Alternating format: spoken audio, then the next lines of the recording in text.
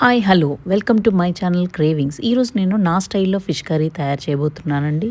దానికోసం నేను onions, tomato మరియు గ్రీన్ చిల్లీస్ ఇలా తరిగి పెట్టుకున్నాను. ఆనియన్స్, టొమాటో నేను మిక్సీ పట్టి ప్యూరీ తీసుకున్నాను.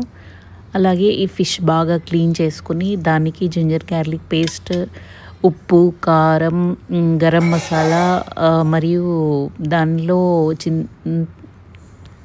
నిమ్మకాయ పులుసు కూడా యాడ్ చేసేసి బాగా మ్యారినేట్ చేసుకొని పెట్టుకున్నానండి. అలాగే ఒక ప్యాన్ తీసుకుని దానిలో ఆయిల్ యాడ్ చేసుకొని దానిలో ఆనియన్ పేస్ట్ వేస్తున్నానండి. దానిని బాగా ఫ్రై చేసుకోవాలి ఆనియన్ పేస్ట్. అలాగే కరివేపాకు యాడ్ చేసుకోండి. గ్రీన్ చిల్లీస్ కూడా యాడ్ చేస్తున్నానండి. దీన్ని బాగా ఫ్రై చేయండి.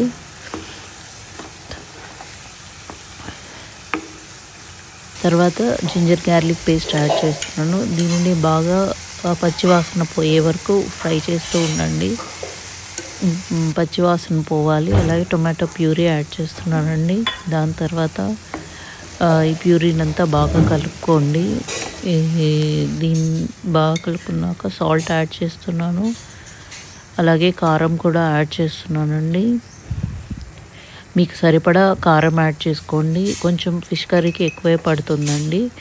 నేను కాశ్మీరీ చిల్లీ పౌడర్ కూడా యాడ్ చేస్తున్నాను. ఎందుకంటే నాకు ఆ కలర్ ఇష్టం కాబట్టి నేను కాశ్మీరీ చిల్లీ పౌడర్ కూడా యాడ్ చేస్తున్నానండి. అలాగే టర్మరిక్ పౌడర్ యాడ్ చేస్తున్నాను. దీన్ని మొత్తం బాగా కలుపుకొని జీరా పౌడరు, మెంతి పిండి మరియు ధనియా పౌడర్ యాడ్ చేసుకొని దీన్ని మొత్తం మిక్స్ చేస్తున్నాను.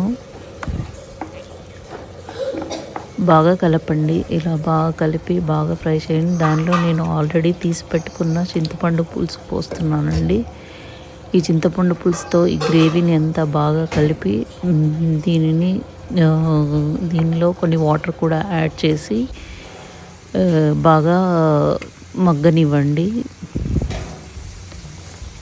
సరిపడినంత సాల్ట్ యాడ్ చేస్తున్నానండి. నేను ఇంకా నాకు సరిపోలేదు కాబట్టి. అలాగే మామిడికాయ ముక్కలు యాడ్ చేస్తున్నానండి.